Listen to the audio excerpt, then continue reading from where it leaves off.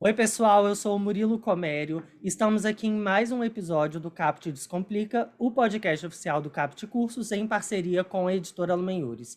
O podcast de hoje versa sobre o abandono afetivo no direito brasileiro, que é o título do livro do nosso convidado, Fernando Albuquerque Flórido. O livro é lançamento desse ano na editora Lumenhures. Para debater sobre esse tema, estou acompanhado da professora Larissa Rodrigues. Larissa, seja muito bem-vinda. Muito obrigada, Murilo. Um prazer estar aqui mais uma vez nesse podcast. Nosso convidado de hoje é o Fernando de Albuquerque Flórido, advogado, bacharel em Direito pela Unisantos, especialista em Direito de Família e Sucessões, foi presidente da Câmara Jovem de Santos e premiado como o melhor trabalho apresentado na área de Ciências Sociais Aplicadas do 11º COBRIC, Congresso Brasileiro de Iniciação Científica.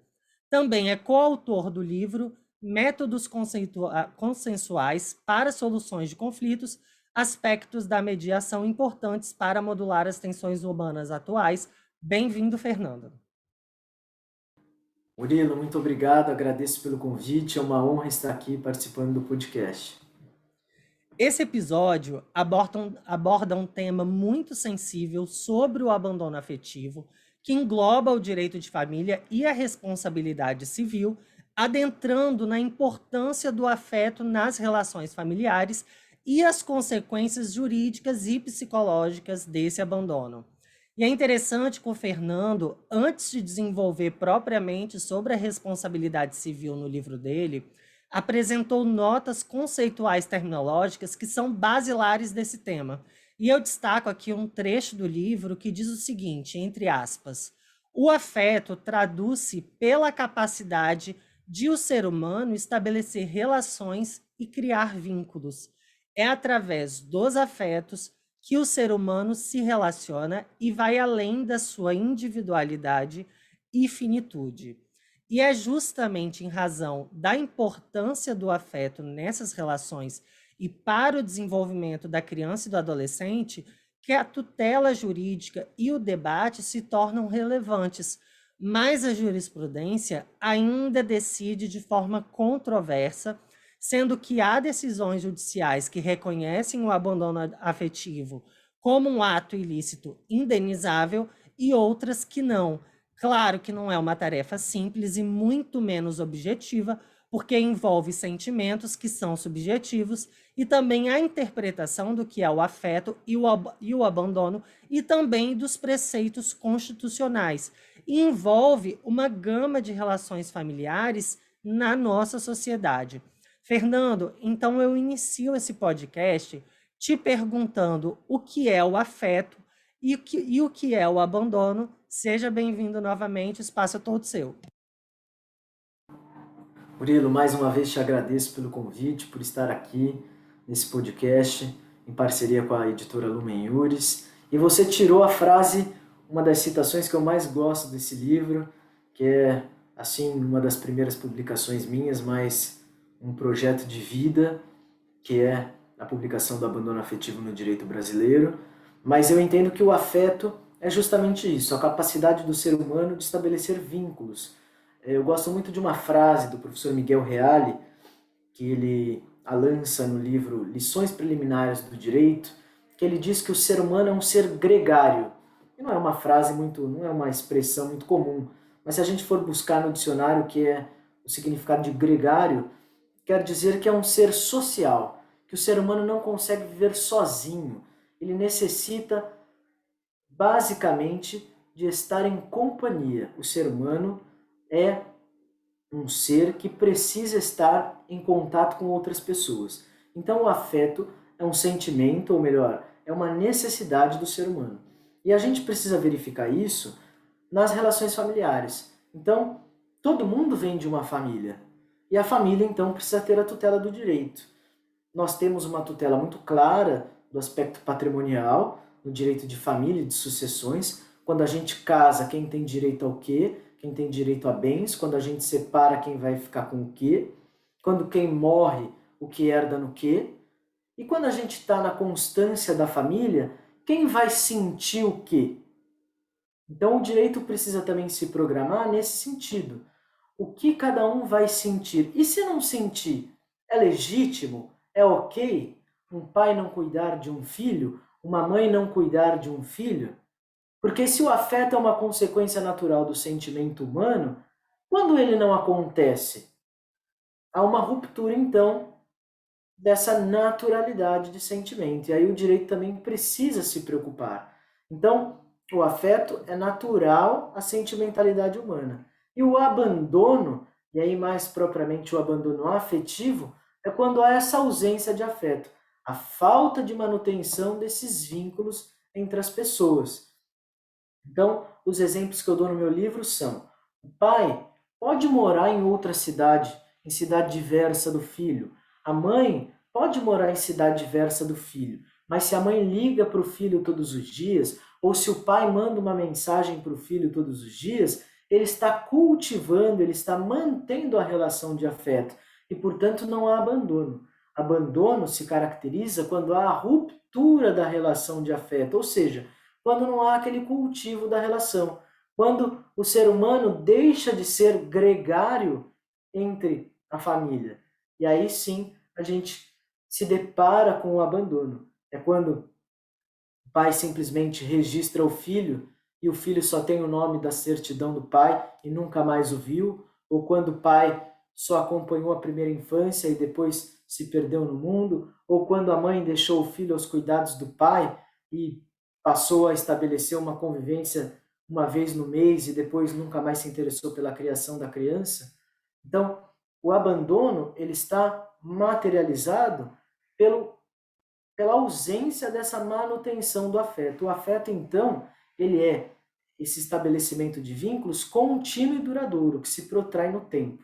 A mãe, o pai, a família toda, que está em convívio, basicamente. E o convívio não necessariamente é presença física.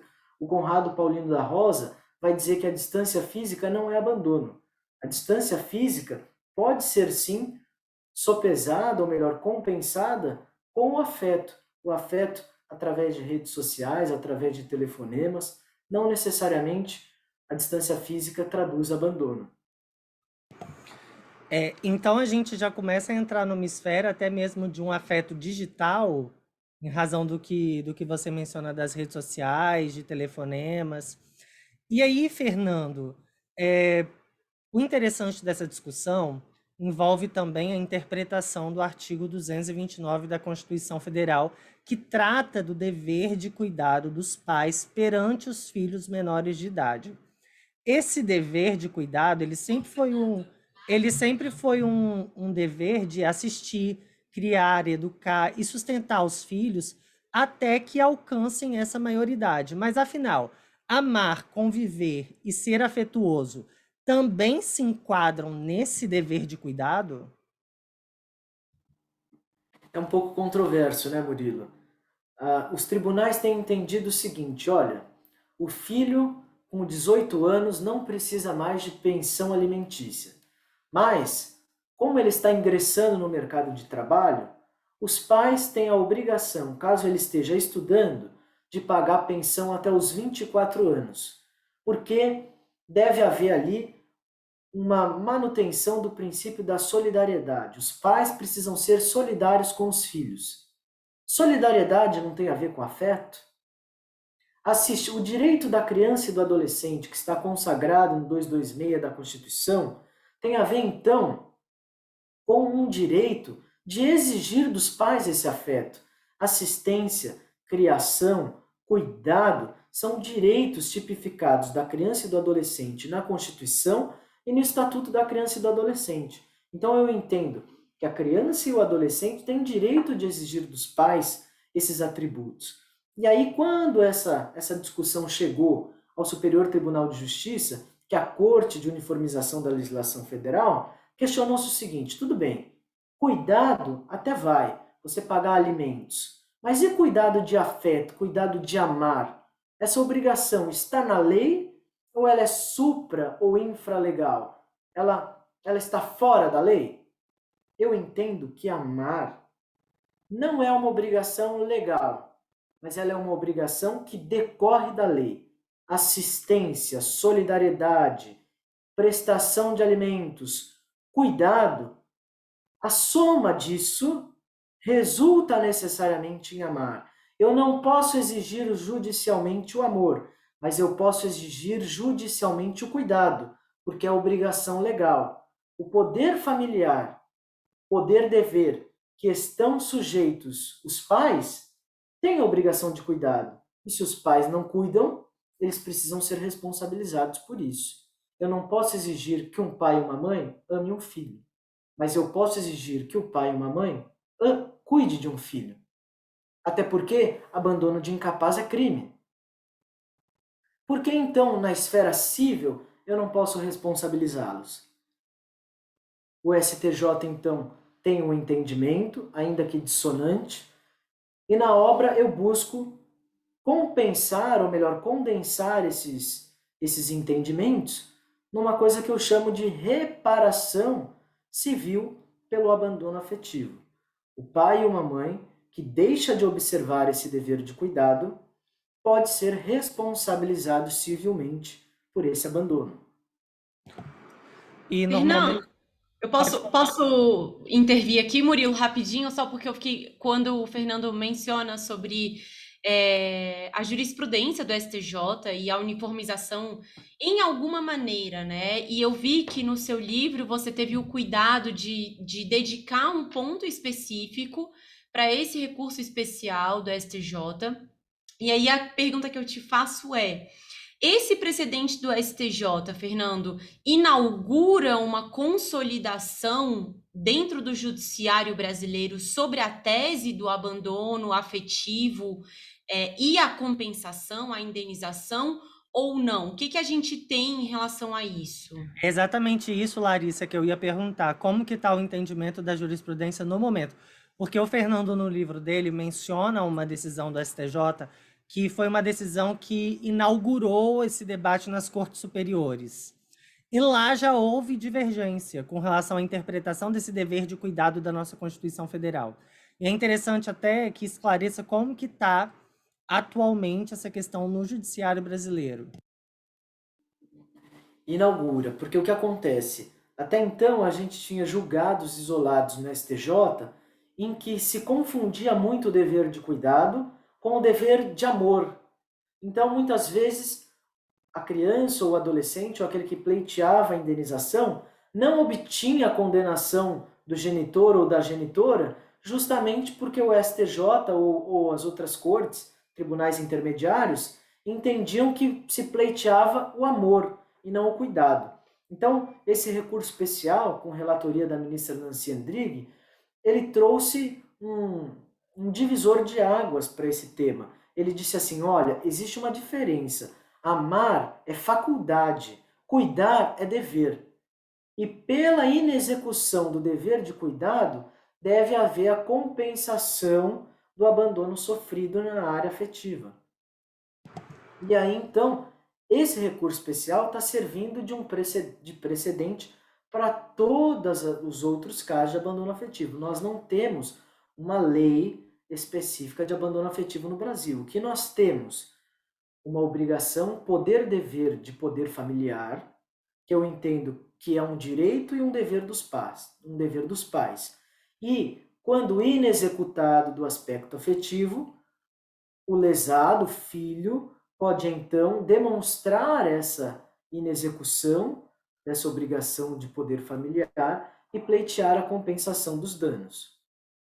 O único defeito que eu vejo nesse precedente é com relação ao prazo prescricional. Eu tenho muitas ressalvas quanto a isso e faço essa crítica no meu livro.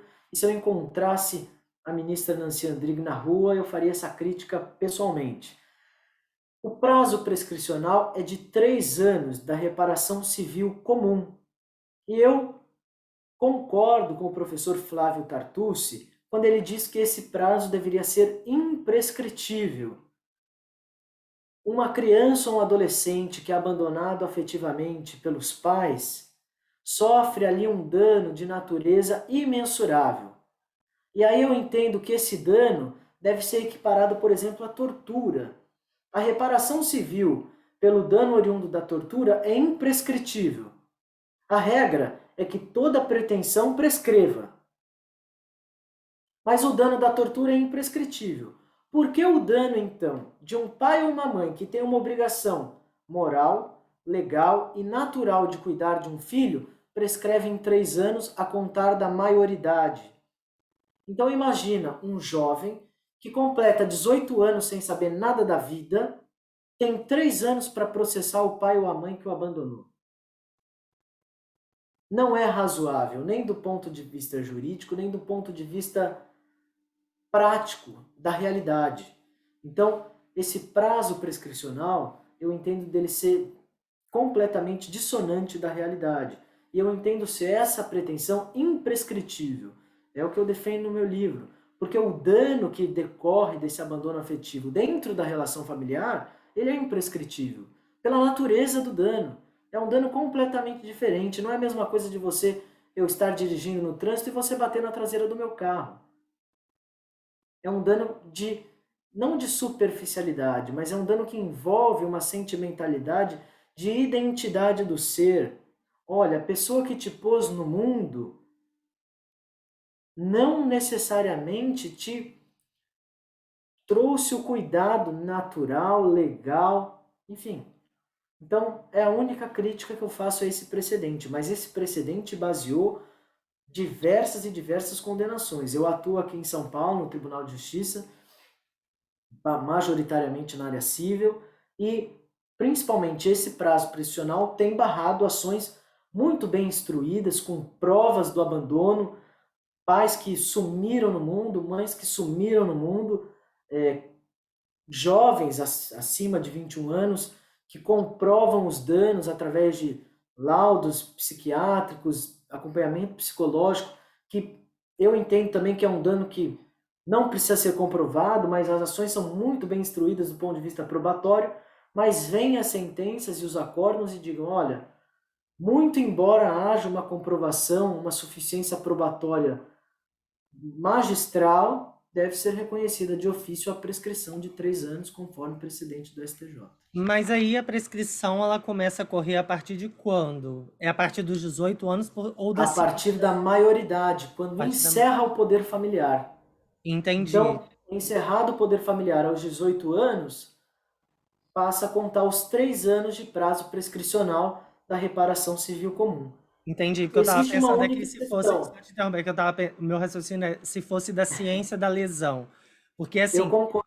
Teoria da accionata também poderia isso, ser aplicado. isso, Eu defendo também como subsidiária. porque a percepção da lesão envolve até uma certa maturidade. Por isso que eu percebi se é a partir, por isso que eu perguntei se é a partir da lesão ou se é a partir da maioridade, justamente porque a lesão ela vai depender de uma maturidade, de uma percepção e, como você disse, de uma sentimentalidade de que aquela pessoa foi abandonada. Não é uma percepção muito simples, não é uma percepção tão objetiva. Claro que tem situações mais específicas, igual você mencionou, o pai ou a mãe que vão embora, muda de cidade, muda de país, nunca mais entra em contato. Mas tem outras situações que talvez o pai ou a mãe moram na mesma cidade, mas não entram em contato por telefone, redes sociais, ou não visita. E é aí que entra, eu acredito, situações mais complexas de se entender pelo abandono. E veja, Murilo, o abandono é uma situação que se protrai no tempo, perdão. O abandonado, ele não foi abandonado aos 18 anos e acabou o abandono. A lesão está sempre acontecendo. Ele foi abandonado aos 5 anos, ele foi abandonado aos 10, aos 18.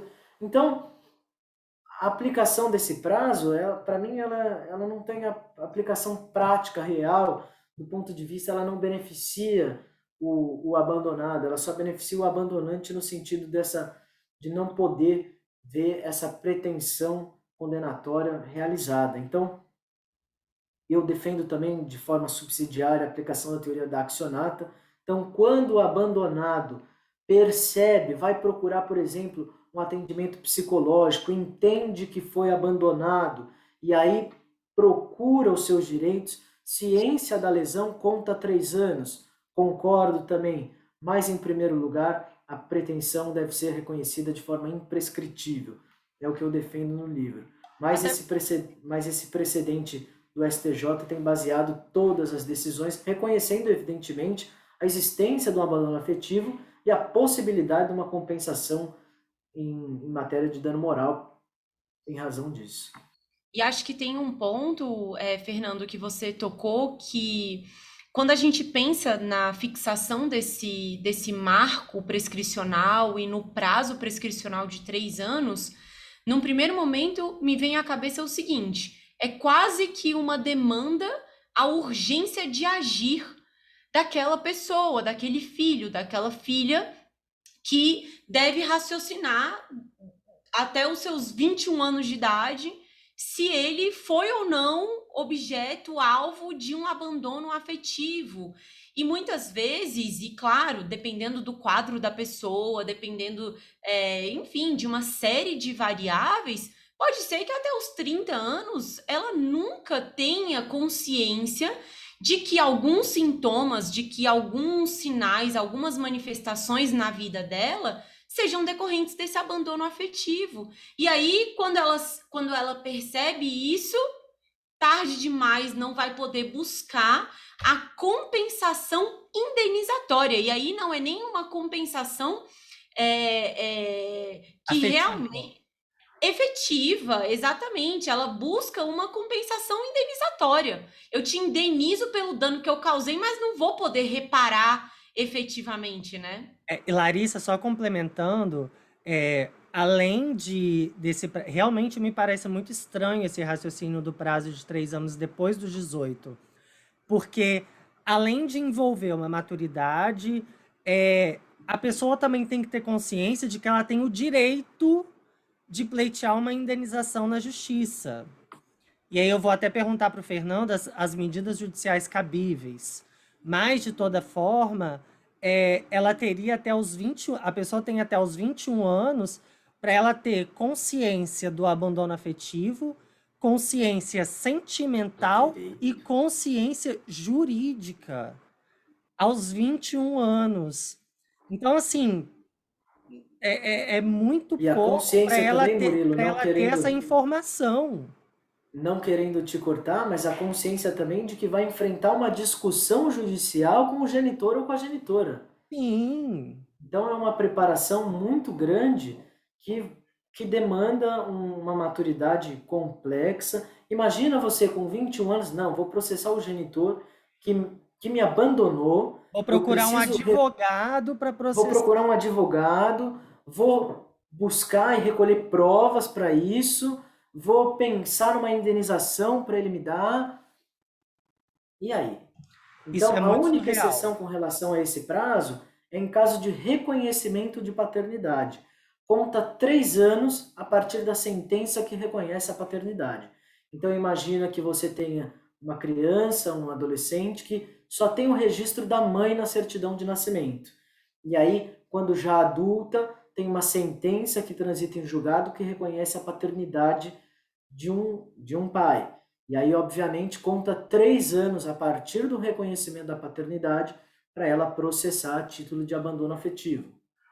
Já pegando o gancho do processo, Fernando, no seu livro você dedica um capítulo sobre isso, sobre as tutelas jurídicas. Perfeito. Condenatória e declaratória. Declaratória. Queria que você explicasse um pouco melhor a respeito de qual a medida processual cabível para obter essa reparação de danos.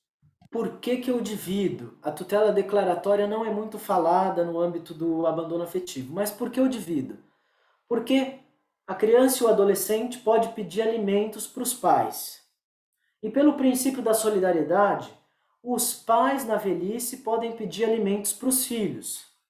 Então imagina o genitor ou a genitora que tem abandonado os seus filhos, na velhice se deparam com filhos bens de vida e aí peçam alimentos para eles. Imagina você, abandonado, recebe na sua casa uma citação de uma ação de alimentos do seu genitor abandonante pedindo alimentos. O que você faz? Surta. Então, a tutela declaratória é justamente para que o juiz declare que houve abandono afetivo, para que a situação de abandono seja esclarecida judicialmente e para que o abandonado esteja precavido de certas situações. Então, a tutela declaratória serve para alteração de registro civil. Se o abandonado quer trocar o nome, quer tirar o nome do pai ou da mãe que o abandonou, a tutela declaratória serve para isso, retificação de registro. Se o abandonado quer mitigar os efeitos da solidariedade numa possível e futura ação de alimentos, pode, a tutela declaratória serve para isso. Então, vai chegar lá na idade adulta, recebe então o abandonado uma citação em ação de alimentos. Então, quando o abandonado for contestar, olha, tenho aqui uma tutela declaratória reconhecendo o abandono afetivo, não foi solidário o abandonante comigo, não tenho eu então a obrigação de ser solidário com ele. E a tutela condenatória, que a gente está conversando, é a possibilidade do abandonado buscar uma indenização compensatória pelos danos morais que sofreu em razão do abandono.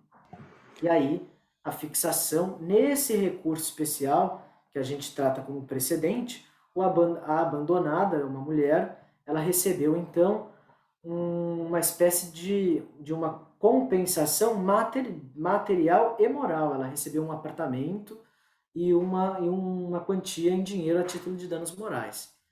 Tá. Então, essa compensação varia caso a caso. A fixação de dano moral hoje não tem um critério legal, ela está a arbítrio do juiz, em critérios de proporcionalidade e razoabilidade, considerando as peculiaridades da vítima, enfim, e do ofensor, e o grau da lesão. Eu entendo que essa comprovação de danos deveria ser in re ipsa, que a gente chama, pelo simples fato violador. Você foi abandonado, você tem direito à indenização por danos morais, ela não deveria exigir comprovação, mas é uma questão de indenização ainda hoje por responsabilidade subjetiva, ainda exige a demonstração de todos os requisitos legais, mas é isso, a tutela declaratória pode dar ensejo, ela então traz a situação de abandono afetivo declarada por uma sentença, e aí o abandonado se estabelece em situações, ele pode trocar um nome, ele pode se precaver dessa futura questão da solidariedade, e a tutela condenatória ele busca propriamente a reparação dos danos sofridos. Fernando, eu tenho uma pergunta. Nós estamos falando aqui de uma compensação pecuniária, né? Situações em que talvez o maior de idade entre com uma ação na justiça. Existem situações de menores de idade que ajuizem uma ação para reparar o abandono, mas não em pecúnia, mas em presença e convivência, em afeto. Já teve alguma decisão que obrigou os pais a estarem presentes do filho, ou se fala somente em compensação pecuniária? Vamos lá. Muito boa essa pergunta, Murilo. O que acontece? Geralmente, quando tratamos de criança ou adolescente, nós estamos falando ainda de menores sob guarda. Então, pai e mãe fixaram, seja judicialmente por decisão ou por acordo, uma modalidade de guarda, seja ela compartilhada ou unilateral. E com também modalidades de visitas. Então, o pai tem que pegar a criança em tal data, devolver em tal data. E o pai, quando não pega a criança, a mãe pode entrar com um pedido de aplicação de multa junto à vara da família e sucessões. Então, não propriamente é uma indenização, mas a mãe pode aplicar multa ao genitor, ou o pai pode aplicar multa à genitora que não pega a criança. Então, são outros mecanismos, outras medidas indutivas, coercitivas, mandamentais, que obrigam o genitor a conviver com a criança, que garantem o direito da criança. É um direito basilar que está acima de todos, que é o direito à convivência familiar. A criança tem o direito de conviver com o pai, com a mãe, com o avô, com a avó, com os tios. É direito.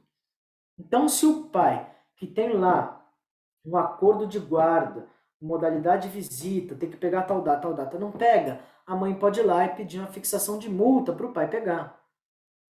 Eu atuei num caso que o pai não pegava a criança nunca. E aí resolveu pegar. E a mãe não deixava, porque a criança tinha uma dificuldade com o pai, etc., de adaptação. E aí o pai foi lá e falou assim, olha, ela não deixa eu pegar, a juíza fixou 2 salários mínimos de multa caso a mãe não entregasse a criança, sob o fundamento de direito à convivência familiar. Eu, particularmente, não gostava dos métodos de convivência do pai com a criança. Achava que o pai era prejudicial. Depois nós conseguimos suspender as visitas, porque nós conseguimos constatar e provar para o juiz que a convivência era ali completamente prejudicial. O pai maltratava a criança, enfim. Mas ele fez provar o seu direito em juízo. Olha, eu sou pai, eu tenho o direito de conviver com a criança. A mãe está impedindo. E realmente, todo pai, toda mãe tem direito de conviver. E o filho tem direito de exigir. Então é por isso que nós estamos conversando todo esse assunto aqui, com base nesse direito, direito à convivência. Esse conviver tem a ver com afeto. O afeto não é a capacidade de estabelecer relações? É isso, convivência familiar. Ótimo, Fernando. Larissa, você tem alguma pergunta ou eu posso encerrar? Murilo, eu teria várias outras divagações para fazer aqui, mas eu vou me limitar porque eu sei que a gente já está no nosso tempo, tá bom? É um tema muito profundo e muito abrangente, na verdade, né? Dá para perceber isso. E o Fernando tratou desse tema muito bem no livro, já tive a oportunidade de ler, nós esquecemos de mostrar, mas o livro dele está aqui. Eu ganhei um exemplar da editora, muito bom, recomendo. E é isso, Fernando, muito obrigado por ter aceitado nosso convite. O espaço do podcast está sempre à sua disposição. Larissa, muito obrigado também. E eu vou encerrar então, pessoal. Até a próxima. Tchau. Obrigada. Obrigado, Murilo. Muito obrigado pelo convite. Até.